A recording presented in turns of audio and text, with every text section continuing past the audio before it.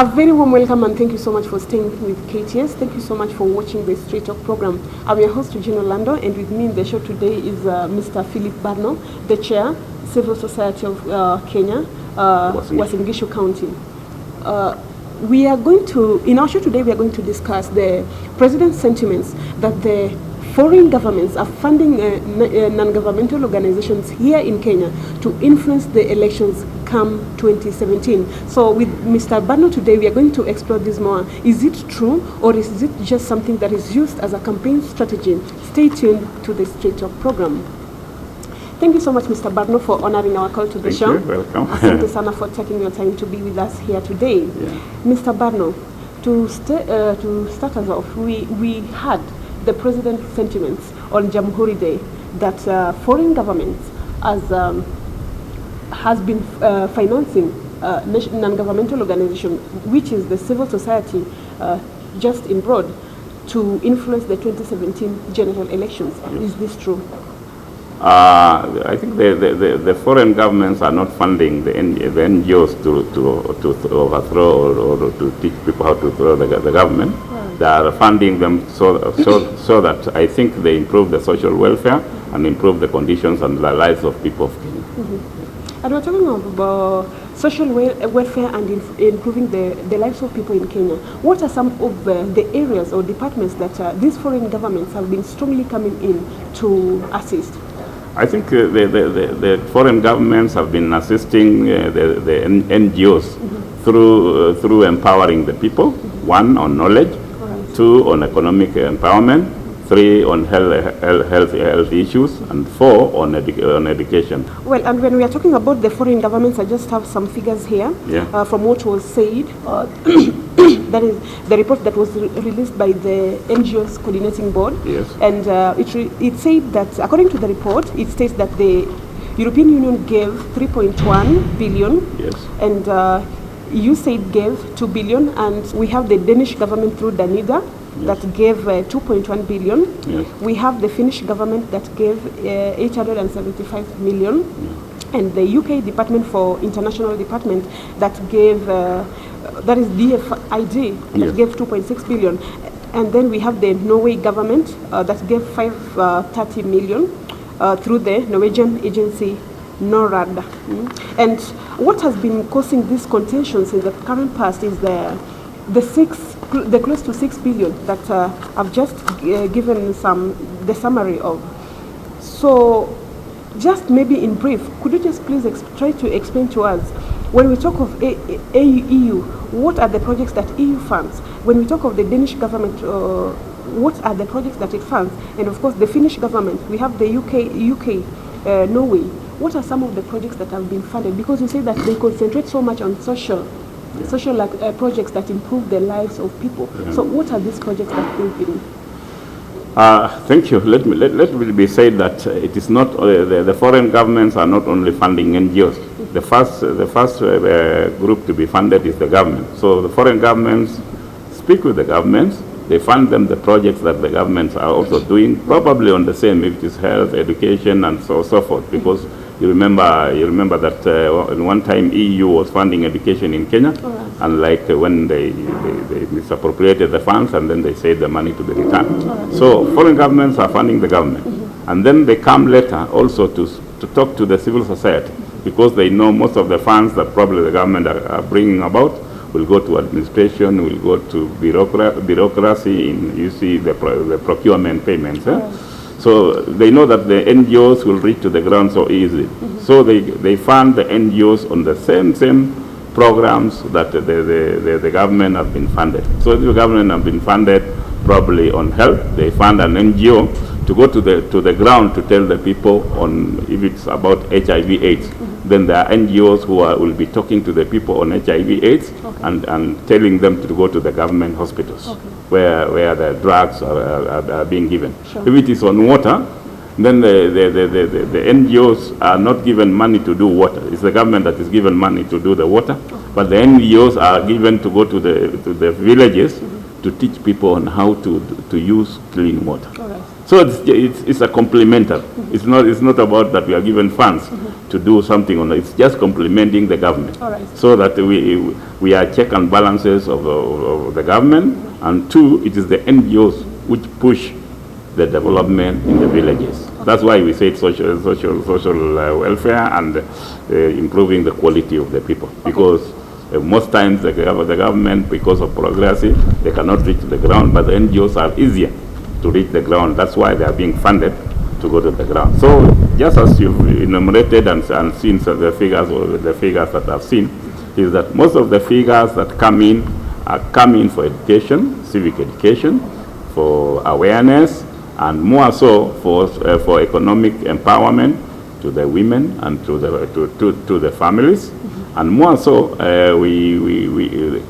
most of the funds that you have had also do not come to these regions, but they go to the interior areas, and especially areas with hardship where the government does not go, like in our region here.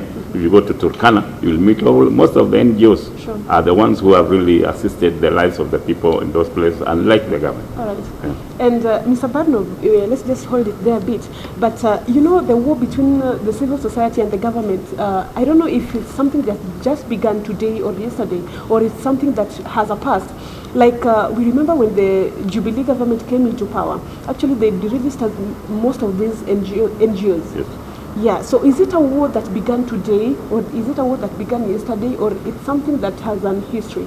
Kindly. Yeah, I think the war between the war for the government to the civil society has started long. Okay. Because before and after independence, we didn't have any crossovers, because I think the former government of Kenyatta, Mzee Kenyatta, was a little bit lukewarm. Okay. And when we came to Kibaki, to Moi's era, sorry, when we came to Moi's era is when most of the NGOs who are doing civic education and even assisting the people, I remember one NGO that was registered in Pokot that was drilling boreholes for the people.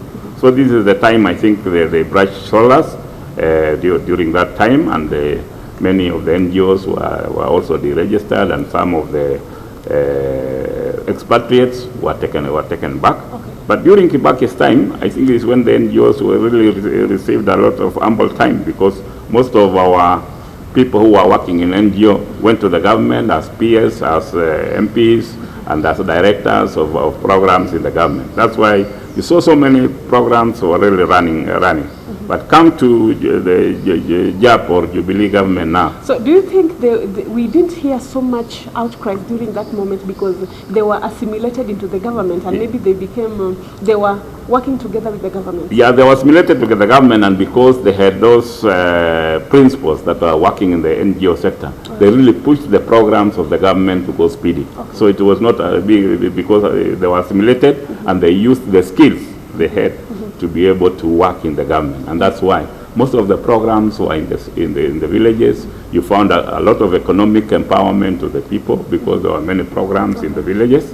And that's why Kibaki didn't have anything. He didn't brush any shoulders with anybody because it was always quiet. He wanted programs to continue. He said, let the minister and the PS work with their programs. But come now to Huru's time, is when they had the cases in ICC, they personalized it.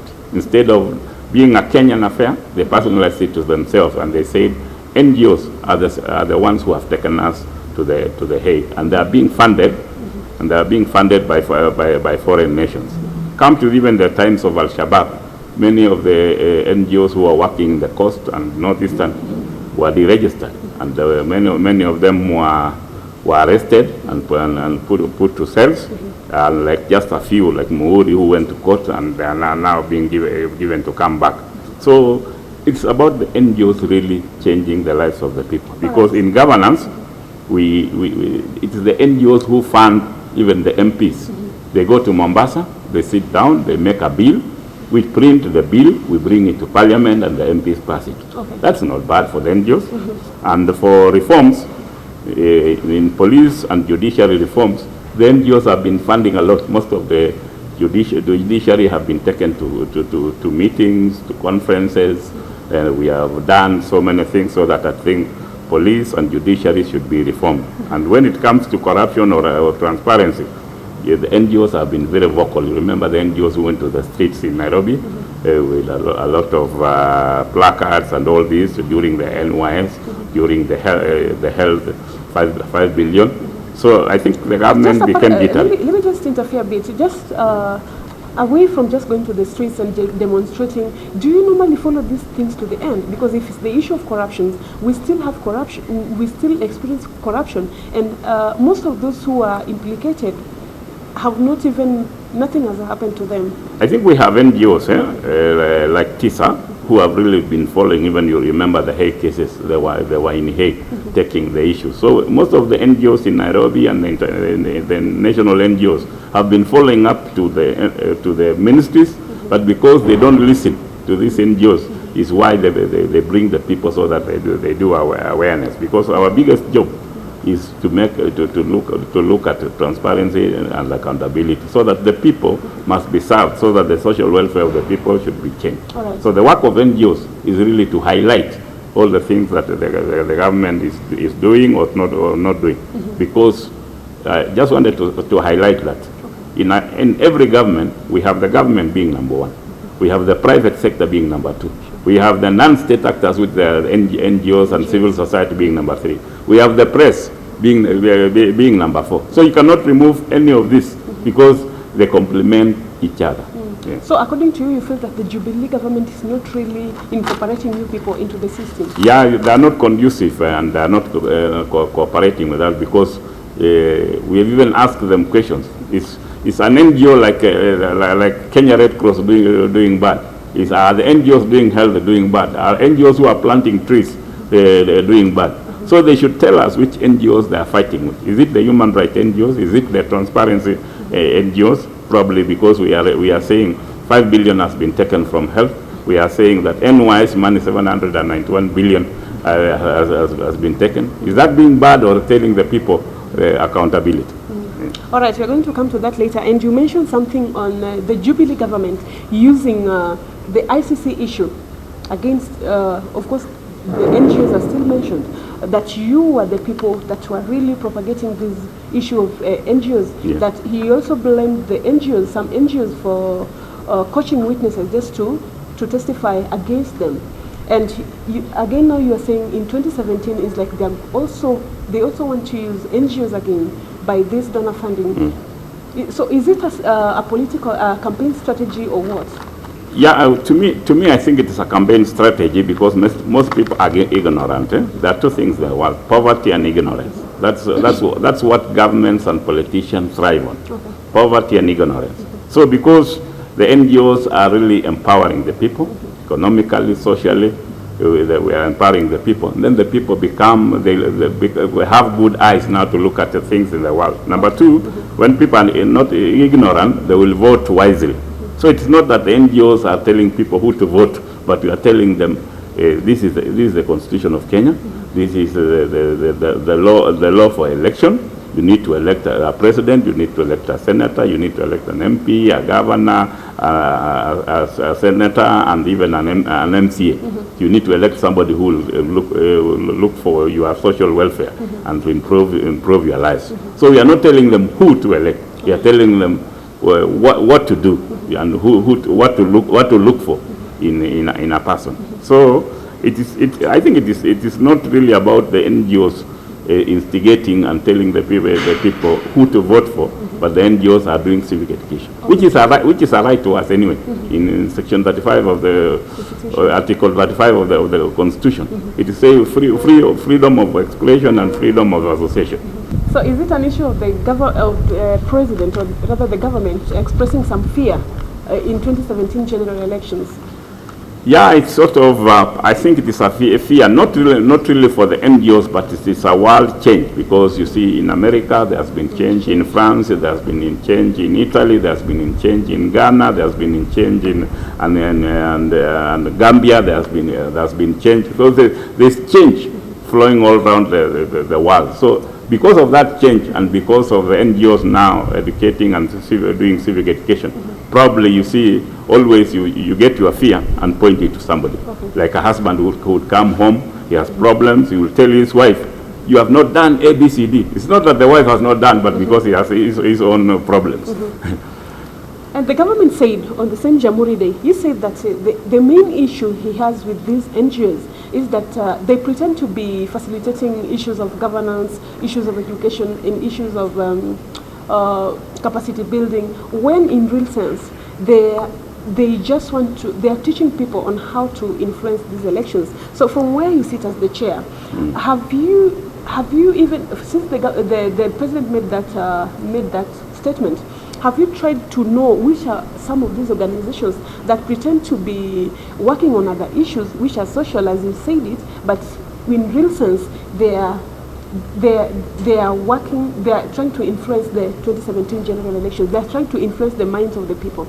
I think just as I said before, we have NGOs, we have NGOs Act, we have NGOs Charter, which guide the NGOs on how to work. They guide us on how to act, and we have the NGOs boards, because now there is no PBO organization now that has been formed, but now we're still working with the Non-Governmental Organization Coordination Board, sure, whose CEO is Mr. Vazule. So we always have the NGO Coordination Board, where NGOs are members and there are government officials who are members. So if there is anything the president feels that an organization has done, then they should point it out, because there is somebody from appears in the Ministry of Devolution, though now they put it in Interior instead of the Ministry of Devolution. So the PS should point it out in the meeting of NGO board, which organizations are influencing. But to us, in Wasingishu, so you've not even been notified on which organizations? Well, you're not been notified which organization are doing what they say. It's a blanket thing. They are saying all the NGOs, and yet there are very good NGOs who are doing good things on health and environment, social welfare.